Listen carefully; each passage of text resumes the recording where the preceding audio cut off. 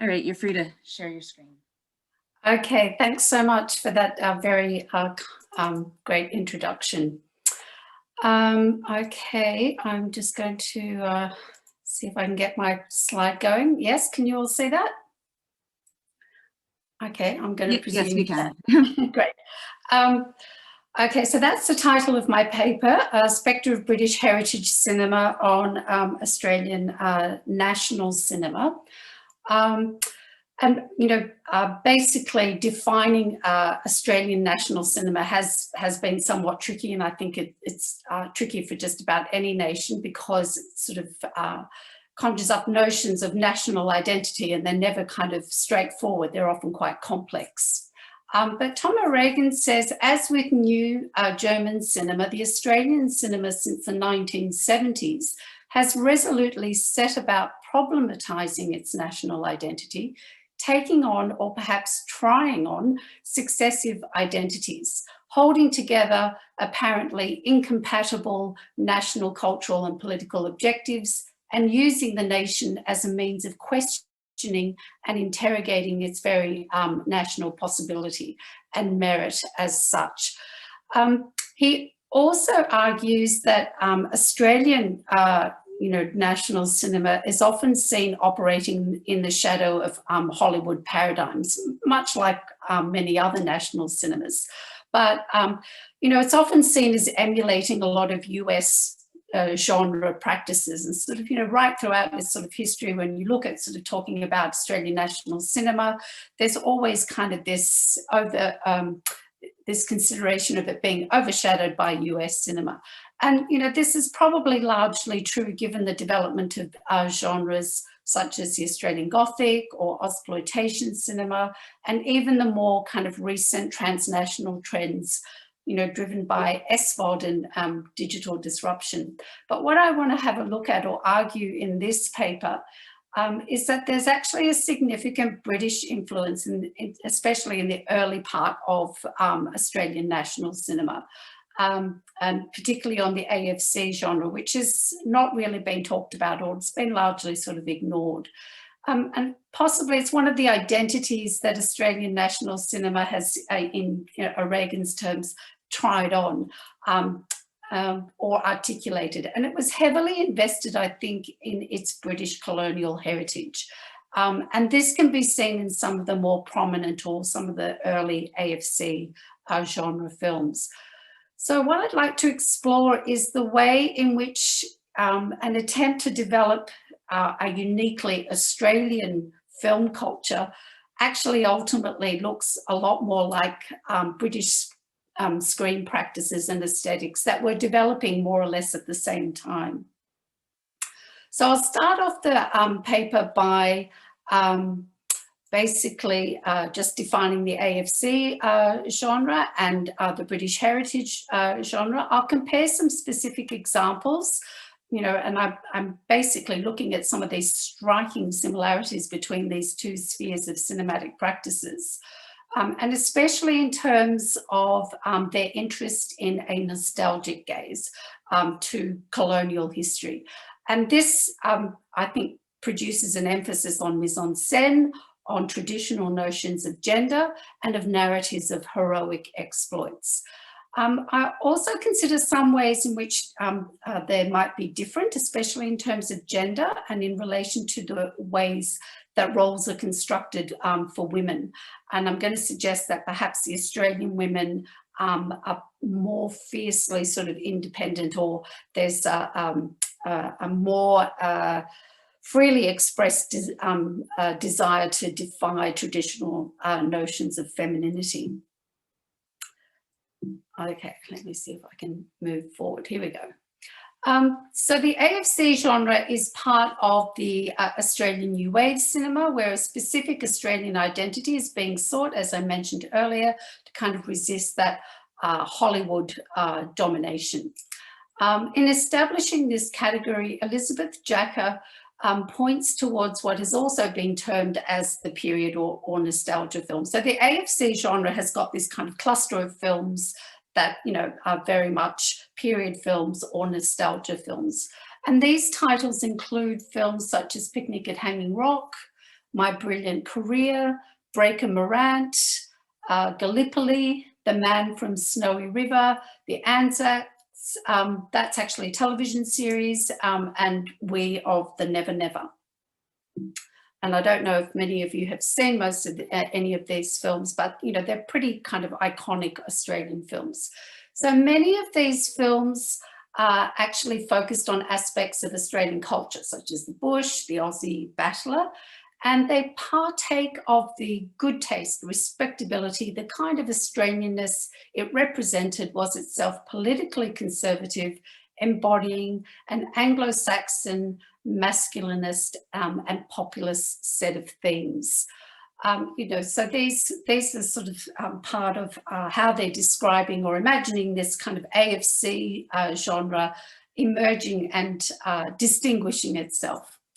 Now, while such films had very Australian themes and content, you know, I want to question the extent to which they're actually that distinctly Australian. You know, obviously the themes, the imagery, you know, very Australian, but I'm actually questioning to what extent they really do reflect an Australian identity because of this kind of strong relationship with the British heritage film.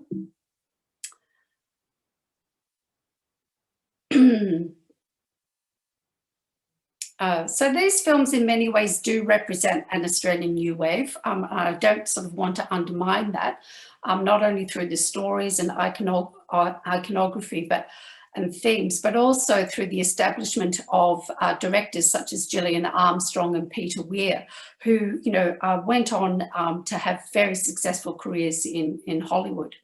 But also because the AFC genre didn't include just period films. There were other films that were considered part of this AFC genre. And the AFC is actually the Australian Film Commission, and the Australian Film Commission was actually set up to fund these films and encourage a sort of an Australian national cinema. And I question the full extent of this unique Australian identity being articulated in these films because of this incredible similarity between the AFC genre and the British heritage cinema. So Jacka outlines some of the defining features. And, you know, I've kind of gone through these because when I get to the British heritage cinema definition and characteristics, you know, I'm trying to point out just how similar they are. So Jacka says that it's a well-made film, it's slow and gentle pace with very aesthetically pleasing images, especially of landscapes and historical settings. There's quite a close affinity with melodrama or the woman's film, and in fact many of the films do focus on female-centered stories. They're usually sort of adaptations of Australian classic literary works, and Jacka also cites Cunningham and says the period film tends also to reconstruct the past in nostalgic terms. It presents the past as a lost, desirable time, as a golden age of lost ways and values. So, you know, this kind of longing, wistful look at the past is, you know, very much part of this cluster of AFC genre films. The essential Australian is male, working class, sardonic, laconic, loyal to his mates, unimpressed by rank, non-conformist, and above all, eternally boyish. And a lot of these kind of Australian male characters were depicted in what was termed the male ensemble film, also sort of historical films, but they usually involved a male ensemble of characters. And they were typically, they typically involved war exploits. Okay, so moving on to the British heritage film. According to Andrew Hickson, the trend was initiated by a number of relatively high-profile films, including Tess, The Elephant Man, Chariots of Fire, The French Lieutenant's Woman, and Gandhi. And also there were films, there were TV series like Brideshead Revisited and Jewel in the Crown. But other films that he includes in this category are films like Excalibur, The Draughtsman's Contract, Passage to India, Another Country, and A Room with a View. And he also outlines the defining features, and I just find that there's this incredible kind of similarity with the way that the AFC genre has been described. Visually spectacular, pastiche, inviting a nostalgic gaze. So, you know, this kind of longing look at and back on the past. Cultural respectability, art house or kind of quality cinema, and often achieved by using literary adaptations and following in the footsteps of some of these television series. Faithful reproduction of classic paintings, statues, architecture and music often characterize these films.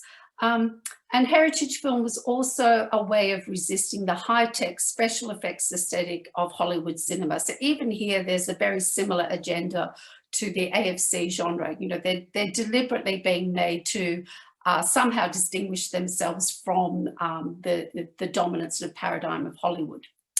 Also a repertoire of actors whose names become synonymous with quality cinema. So, you know, you've got actors like Judi Dench, Helena Bonham Carter and Hugh Grant emerging out of this. And even though some of these, you know, qualities haven't been described in the AFC genre, you can see that they could easily apply to the AFC genre and vice versa. The same that has been said about the AFC genre, you could easily apply those definitions to the British heritage film as well. Hickson argues that the films have a nostalgic gaze rather than the irony or social critique that's often associated with nostalgia cinema. And he also suggests that these films emerge out of the Thatcher era and anxiety around the increasing sort of multicultural nature of British society. I aim to actually sort of compare two groups of the films, identifying sort of, you know, their similarities in styles and agenda. I also think it's worthwhile considering whether, you know, these films are a response to that anxiety around, you know, similar multicultural awakenings that are occurring in Australian society, although I won't really be sort of following that up in this particular paper, but certainly I think it's an avenue to explore as part of their similar sort of agendas. So these are the films that I sort of plan to examine sort of at length or use as case studies. As part of the AFC genre, I plan to look at Picnic at Hanging Rock and My Brilliant Career, and they're sort of female-oriented stories, while Breaker Morant and Gallipoli are, you know, male-oriented stories. With the British heritage films, I'm planning to look at Chariots of Fire, The French Lieutenant's Woman, A Passage to India, and Henry V. And even though they're kind of different historical periods, they still have that very sort of nostalgic gaze. British heritage films and AFC genre films have a great deal in common in terms of their defining features. And, you know, as I said before, many could be interchangeable, easily defining both categories. I think one of the main differences for me from, you know, what I've observed is that British heritage cinema, you know, as Hickson points out, celebrates this past. And I think the AFC genre to some extent is also doing that, but it's often quite critical of the difficulty of transposing British culture in an Australian context, and often speaks to the enormous resilience that's required to try and achieve that. But just to look at a couple of examples to point out, you know, this incredible similarity. Picnic at Hanging Rock. This is actually a story about the disappearance of several schoolgirls who attend a private ladies' college, and the girls disappear in this rock formation in this sort of remote part of Victoria, and they're never found, or only actually one of them is found. But you can kind of see how the whole attempt to maintain sort of Victorian standards and propriety actually begin to crumble as they realise that they can't find these girls. And there's a deterioration within the community, as well as a level of deterioration with the individual characters. But, you know, you can see a lot of this kind of idyllic landscapes, references perhaps even to art practices, incredible attention to mise-en-scène, costuming, and so really encouraging that nostalgic gaze. Breaker Morant is a more male-centered story. I won't go into the details of that, but one of the things that I think really emerges from this is, you know, that repertoire of actors. So actors like Brian Brown, Jack Thompson and Bud Tingwell, these are all actors who become synonymous with quality cinema in Australia as the years progress. British heritage film, Chariots of Fire, again, the same sort of thing. So, you know, this is another male-centered story. Again, we've got some really specific actors that emerge out of this particular genre. And the French Lieutenant's Woman, I think this is particularly interesting in terms of favouring that nostalgic look, because you've got the two simultaneous love stories, one that's kind of set in the Victorian period and one that's set in the more contemporary historical period. And the love affair that occurs in the Victorian period is actually more successful than the one that occurs in contemporary times. So again, you know, this kind of more, this happier ending. And again, all of these films have, you know, the characteristics of being written or being based on literary works, or, you know, being directed by famous directors. And for example, The French Lieutenant's Woman, the screenplay was written by Harold Pinter. But I'd also like to consider a sort of a gendered aspect as a way of exploring how the Australian period film might actually differ, and especially in terms of women and femininity. So while the male protagonists in the British heritage film and the AFC period films are often heroic or, you know, hyper masculine, the female protagonists are somewhat different. The British protagonists are quite forthright women, but I think sometimes struggle to assert their authority, while Australian heroines tend to sort of throw convention to the wind. They're quite unconventional and often very successful in their sort of defiance of gender roles.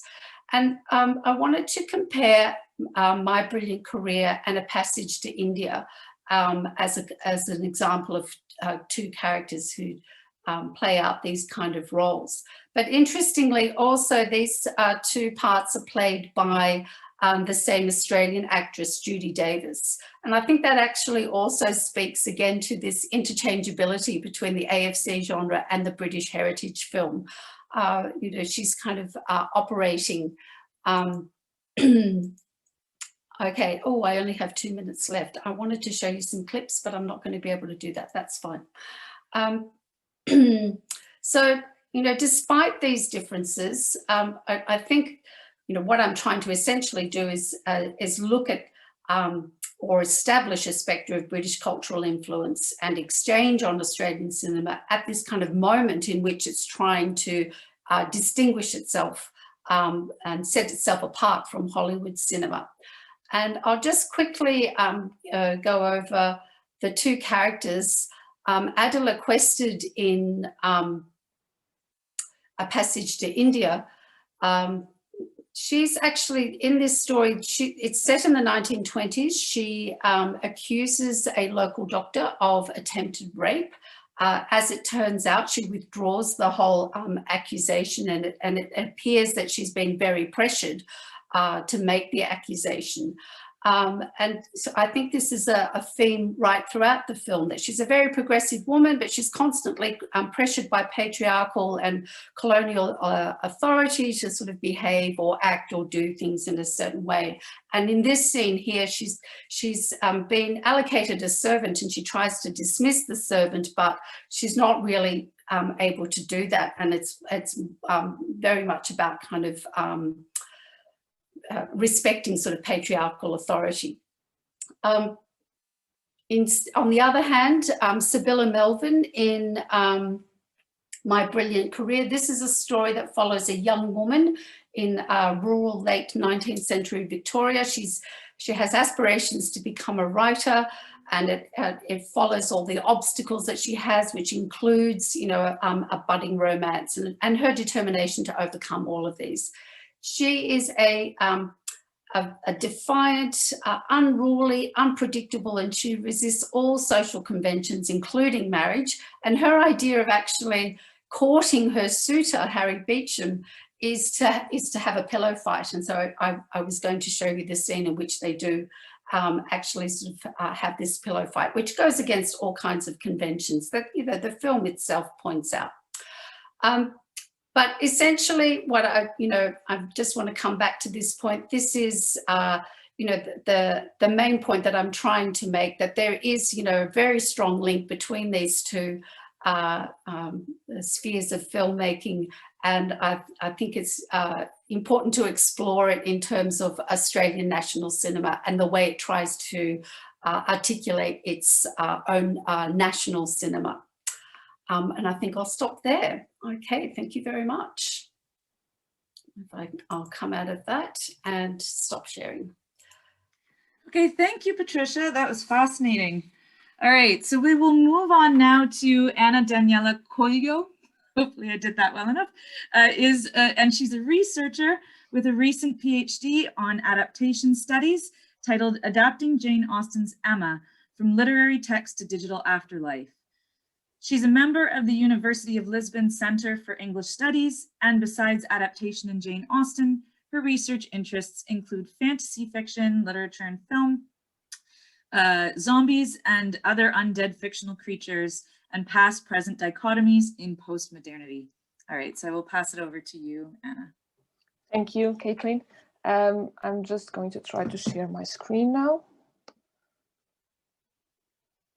if it works. Can I? Are you able to? Not sure. Oh no, it doesn't show. It doesn't show. I'll do it like this. I'll share the entire thing. Oh, okay. It also works, I think. Yes, that works. You can see it, right? Okay, sorry. Yeah. Okay.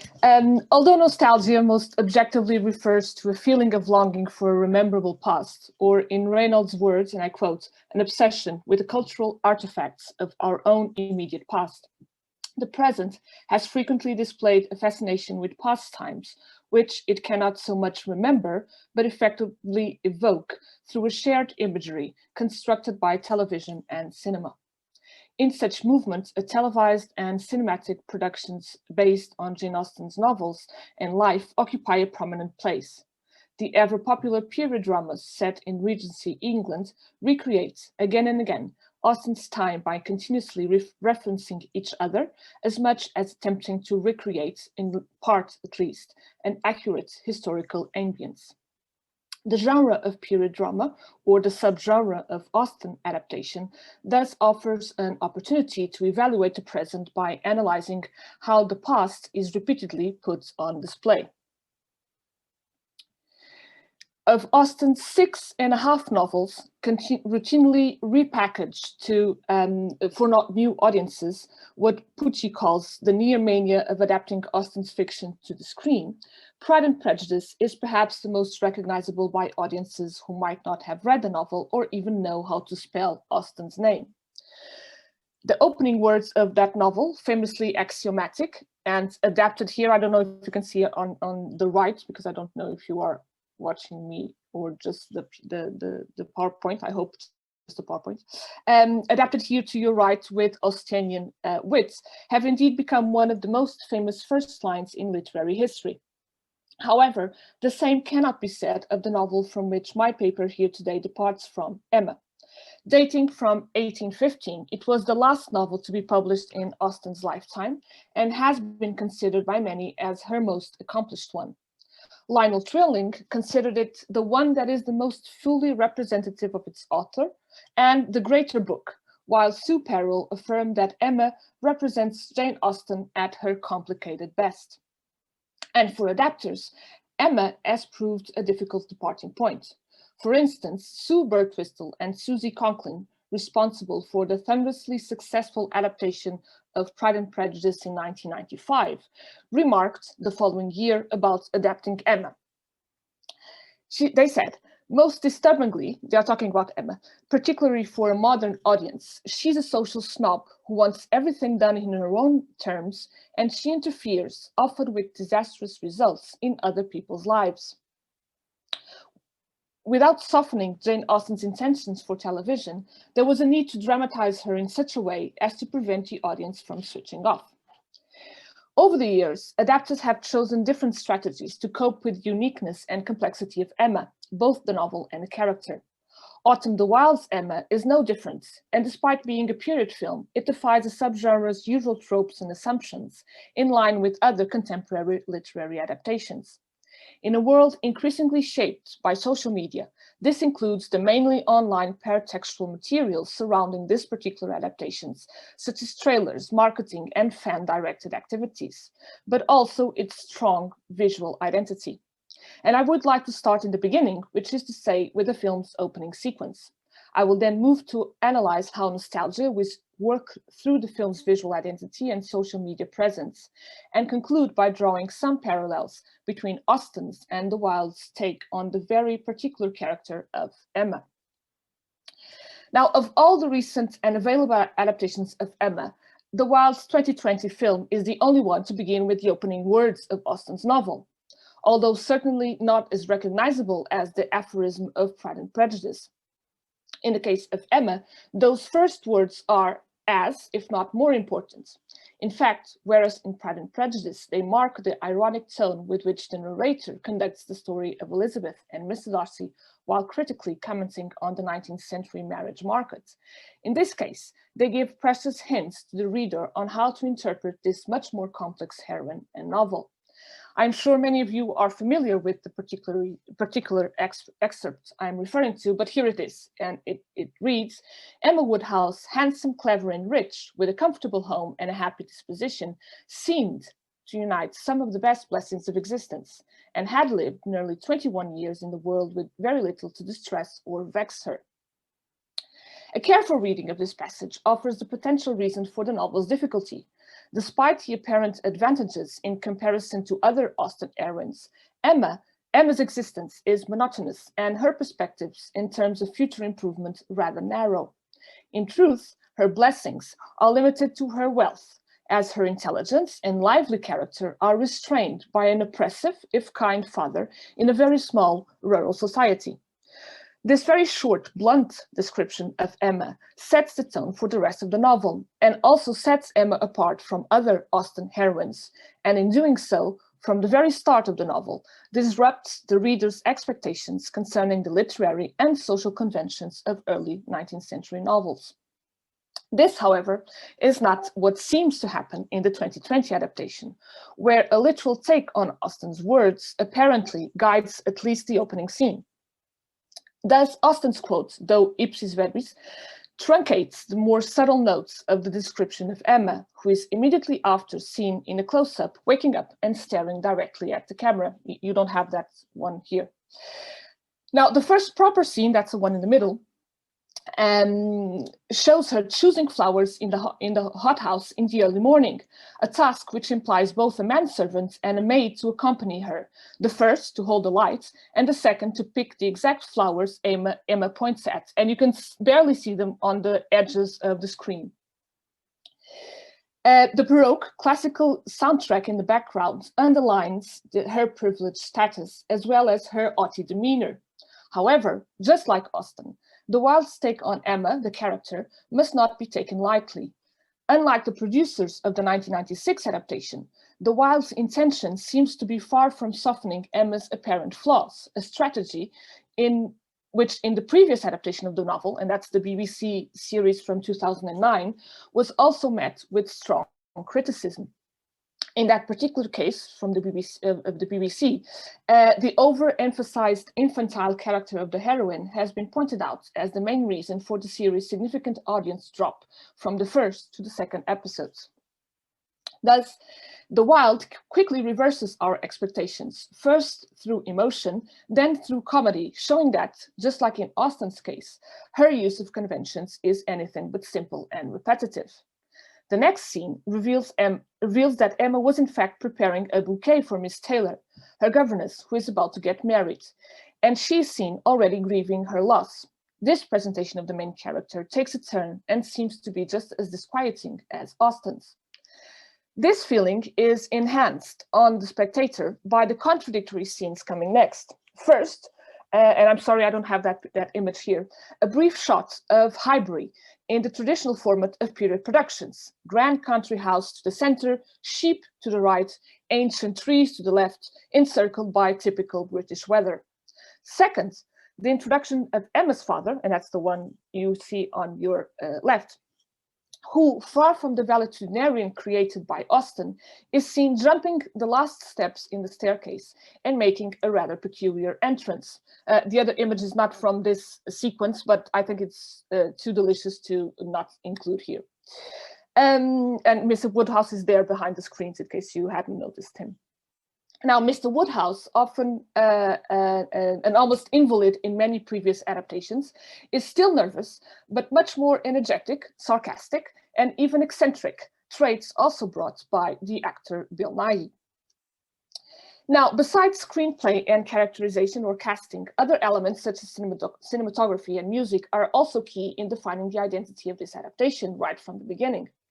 Unfortunately, I don't have the time here to discuss the soundtrack, and maybe we can return to that in Q&A, but I would like to focus on the use of bright colors and exuberant sets, a choice which renews a key feature in period film, thus moving away from the grittier style seen in, for instance, Joe Wright's Pride and Prejudice from 2005.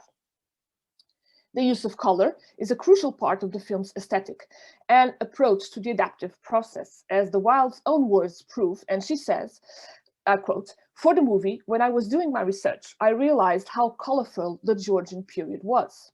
We'd really been looking at faded wallpaper and faded clothing in museums. A lot of movies were presenting this time period in faded antique creaming yellows and browns," unquote. Now, the importance given to color composition and cinematography in general also allows for many Instagrammable images, not gone to waste in the promotion of this film. The case of these two photos is particularly interesting because they were taken by the Wilde herself, thus emphasizing the director's take on what it means to adapt Jane Austen in the age of digital social media. Also, it must not be forgotten that this was the Wilde's first feature film, her previous experience being in music and fashion photography. Thus, the pre-premiere marketing materials quickly generated an interest, namely through posts and teasers in social media, such as the ones in this selection. I'm just going to shut this down for a bit, sorry, just to make sure you can see all of the posters. I think this is better like this, sorry. Yeah, I can see them also.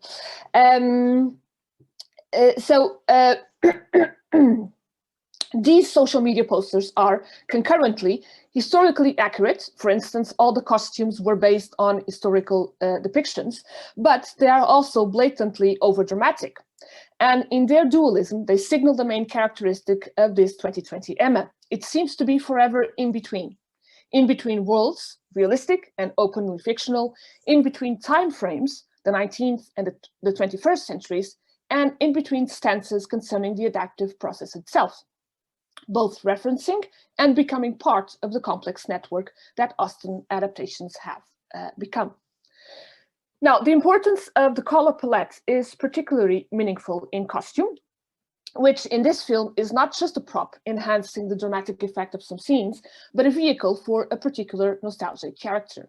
It drives the adaptation, both as a process of reappropriation of Austen's text via the countless adaptations made in the last 2 centuries, and as a product to be consumed by the public, and through that consumption, integrated in that complex and ever-growing adaptation network.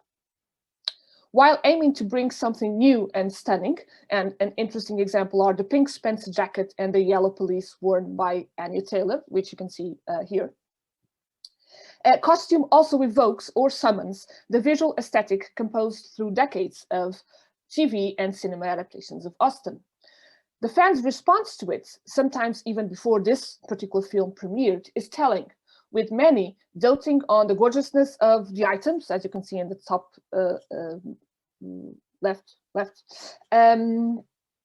and others rushing to draw parallels both with historical pieces and fabricated items from previous adaptations, or even painstakingly analyzing every piece Emma wears, and that's the one you have there in the middle that says costume breakdown, that lasts for over 30 minutes. It's a YouTube video, and analyzes every single item of clothes and clothing that Emma uses throughout the entire production.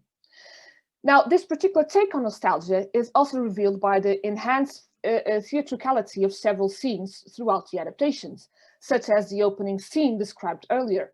The period quality of the film, its generic features are brought to the fore as audiences and fans are, from the beginning, reminded of the fictionality of the adaptation, both in terms of its reference to reality as well as in its claims to any particular historical period. In that, as in other aspects, the Wilde's Emma comes close to Whit Stillman's Love and Friendship from 2016, in which characters are always introduced by means of an individual medium shot, an illuminating focus on the character, and a brief written on-screen description. The device is repeated for the first part of the film every time a new character comes to the scene, thus fissuring, if not completely shattering, the illusion of the fictional experience. Another such example in the Wilde's film is the one in which Emma and her father prepare to leave for the wedding, choreographed almost like a dance, at the same time unreasonably comical and consistently accurate in its depiction of the works of the servants. Now, considering the works of the servants, it is one of in several occasions in which this adaptation is also revisionist. It chooses to frequently display the servants and lower ranks of society, as no other has done before, whose sheer number and participation in every small task of the wealthiest makes them an integral part of the narrative instead of a mere prop. The frequently comical representation, often caused by unnecessary commands from their masters, namely Mr. Woodhouse, and the dependence of the latter on their work becomes a commentary on the social injustice of the early 19th century, but also, and more importantly, on the ingenuity of the 21st and its obsession with nostalgia. But returning to the issue of generic meta-reflexivity and nostalgic commodification, this also comes through intertextual references. On several occasions, this adaptation alludes to previous adaptations or to the overall world of Austenmania by dropping cues for fans to pick up. By doing so, it indulges fans while at the same time inscribes this new take on Emma in the plethora of Austen adaptation. Some examples include the topaz cross Emma wears, one of the rare objects that can be unequivocally linked to Austen herself. The close-up on Emma and Mr. Knightley's hands briefly touching, as a reference to Wright's 2005 film, or Harriet's pose in the poster I have shown you, which is too similar to the one Gwyneth Paltrow's Emma makes her take in the 1996 film. Now, although this is still very much a preliminary analysis, it is already clear to me that the Wilde's film is a particularly thought-provoking adaptation of Austen's Emma, namely the way in which the nostalgic drive, which here references a complex notion of previous adaptations as well as an historical past, contributes to the re-evaluation of Austen in the present time. Again, Not unlike Stillman's most recent take on Austen, the Wilde proposes a superficially light and bright adaptation in which a thoughtful reflection of Austen's significance in contemporaneity lies hidden under the pink and yellow palette more meant to fool the unadvised. Even if Emma is ultimately a feel-good film, an escapist romantic comedy, as assumed here by protagonist Johnny Flynn, where the satirical vein of Stillman's love and friendship is rightfully absent. And just as Austen's opening words stressed, that which seems to be the reality often is just appearance. As for nostalgia proper, the Wilde's film negotiates a difficult balance, where that which is longed for is not so much a real, no matter how filtered but still real and lost past, but an imagined, compositive visual and audio memory made of numerous Austen adaptations. That is the one, mashed, referenced, with any new film must make up to. And just like Stillman had done before with his 2016 Love and Friendship, the Wilde seems to tread closer in Austen's footsteps by boldly bringing an element of meta-reflexivity to the adaptation. Both directors take the ever-present wish of adapters to offer something new to yet another Austen adaptation and use it as a means of critically positioning their work in the wider reception of the novelist and the continuous reappropriation of the past. And, ultimately, it allows for the creation of many excellent gift-suited material, showing how nostalgia really says much more about the present than it does about the past. And thank you.